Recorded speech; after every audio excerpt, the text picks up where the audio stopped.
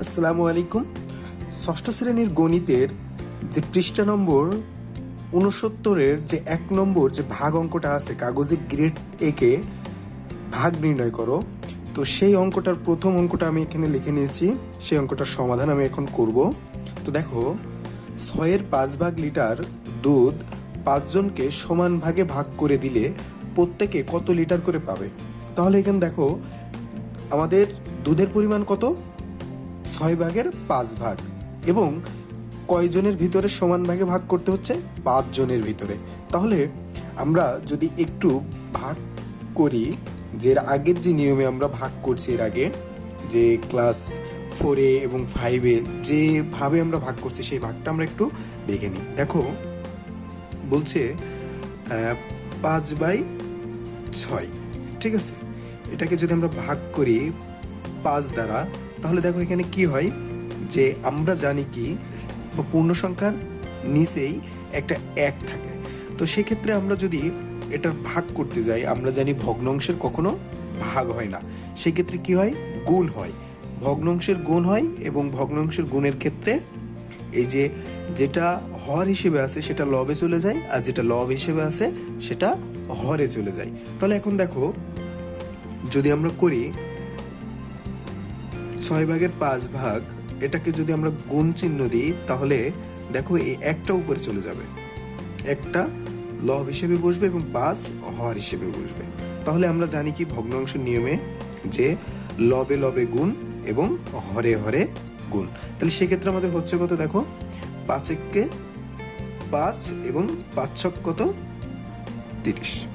তো এই ক্ষেত্রে আমরা করলে খুব সহজেই কিন্তু আমরা এই যে 5 লিটার দুধ 5 জনকে যদি সমান ভাগে ভাগ করে দিই, তাহলে প্রত্যেকেই পাবে কতটুকু?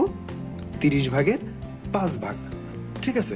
তো এখন আমরা যদি এই অঙ্কটা কাগজে গ্রেডে যদি দেখি, তাহলে দেখো এখানে আমি কিন্তু অলরেডি তোমাদের কাগজে গ্রেডটা এঁকে নিয়েছি।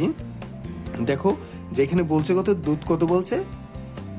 6 ভাগের 5 ভাগ। তো সেক্ষেত্রে আমাদের হচ্ছে কি, দেখো এখানে 6টা ভাগ আছে। দেখো 1 2 3 4 5 6।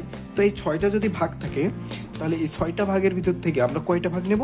5টা ভাগ। 1 2 3 4 5, তাই না? এই যে 5টা ভাগ আমরা নিয়ে নিয়েছি।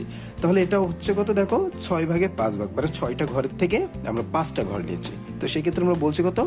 6 ভাগের 5 ভাগ। এবং আমাদের কয়জনের ভিতরে ভাগ করে দিতে হবে? 5 জনের ভিতরে।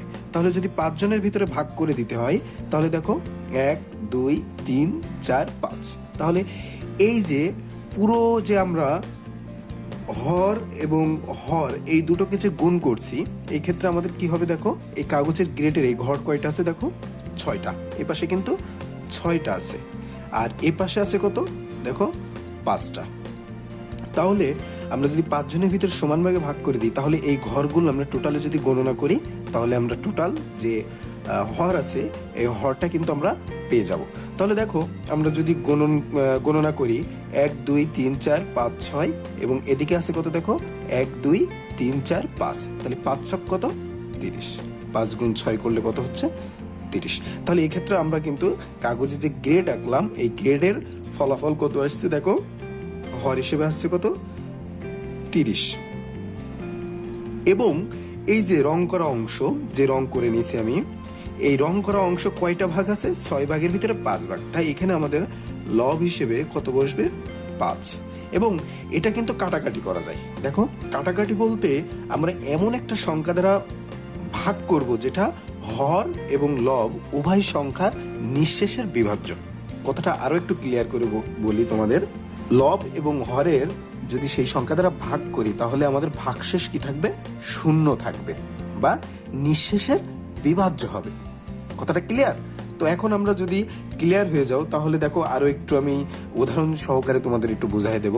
দেখো, এখানে যদি আমরা 5 দিয়ে যদি উভয় সংখ্যাকে, হর এবং লবকে যদি আমরা ভাগ করি, তাহলে দেখো আমাদের নিঃশেষের বিভাজ্য হচ্ছে। দেখো, আমরা 5 দ্বারা যদি 5কে ভাগ করি, 5 দ্বারা যদি 5-এর ভাগ করি, তাহলে কত হয়? দেখো 5 একে 5। এটা কিন্তু নিঃশেষের বিভাজ্য, যেহেতু ভাগশেষ শূন্য আছে তাই নিঃশেষের বিভাজ্য। আবার দেখো, 5 দিয়ে যদি আমরা 30কে ভাগ করি, তাহলে কত হয়? দেখো 5 ছক 30। দেখো এটাও কিন্তু নিঃশেষের বিভাজ্য। তাহলে এক্ষেত্রে আমাদের 5 দিয়ে যদি আমরা লব এবং হরকে যদি ভাগ করি তাহলে কি হচ্ছে, নিঃশেষের বিভাজ্য হচ্ছে। তাহলে আমরা এই দুটো কিন্তু কাটাকাটি করতে পারি, যে 5 একে 5, 5 ছক 30। তাহলে উত্তর কত লিখতে পারি আমরা, যে 1/6। এটাই হলো কি অ্যান্সার। আবার এখানেও কিন্তু আমরা এটা দেখাই দিতে পারি, যে আমি নিচে লেখার জায়গা নেই বলে আমি এখানে লিখে দিলাম যে 5 একে 5, 5 ছক 30। তাহলে কত হচ্ছে, 1/6। এটাই হলো কি অ্যান্সার। তাহলে দেখো মোটামুটি আমরা ভাগ অঙ্ক আর এর আগে যে গুণ অঙ্কর যে ক্লাসগুলো নিয়েছিলাম, অঙ্কগুলো কিন্তু একই রকম, ঠিক আছে। একটু মাথা খাটিয়ে যদি তোমরা করো তাহলে অঙ্কটা সবগুলো মিলে যাবে, ঠিক আছে। তো এখন আমি তোমাদেরকে একটা কাজ দিব। কি কাজ? এই যে 2 নম্বর যে অঙ্কটা আছে তোমাদের 69 পেজে যে একক কাজ, এটা 2 নম্বর যে অঙ্কটা আছে, এই 2 নম্বর অঙ্কটা দেখো একটু তোমরা বইয়ের সাথে মিলিয়ে নাও। আমার কাছে বই আছে তাই বইটা দেখে আমি কিন্তু একটু বলে দিচ্ছি। তোমার পরিবারের সবার জন্য চা তৈরি করতে 3/7 গ্রাম চিনি লাগে। তোমার একার জন্য চা তৈরি করতে কত গ্রাম চিনি লাগবে? তাহলে দেখো তোমরা যদি তোমাদের পরিবারে যে কয়জন আছে সেটা একটু হিসাব করবা। দেখা যাচ্ছে কারোর পরিবারে 3 সদস্য হতে পারে, বাবা মা এবং সে। আবার কারোর পরিবারে 4 জন, আবার যদি দাদা দাদি থাকে তাহলে 6 জনও হতে পারে। তো যে কয়জনই হোক না কেন সেইটা দিয়ে কি করবা, এই যে 3/7 গ্রাম চিনি, এই চিনিটাকে সেটা দ্বারা ভাগ করবা। তাহলে এটা তোমাদের HW থাকলো। এটা তোমরা কিন্তু আমাকে কমেন্ট বক্সে জানিয়ে দিতে পারো যে তোমাদের বাসার সদস্য কতজন এবং অ্যান্সার হয়েছে কত, ঠিক আছে। তো দেখা হচ্ছে নেক্সট ক্লাসে 3 নম্বর অঙ্কটা নিয়ে।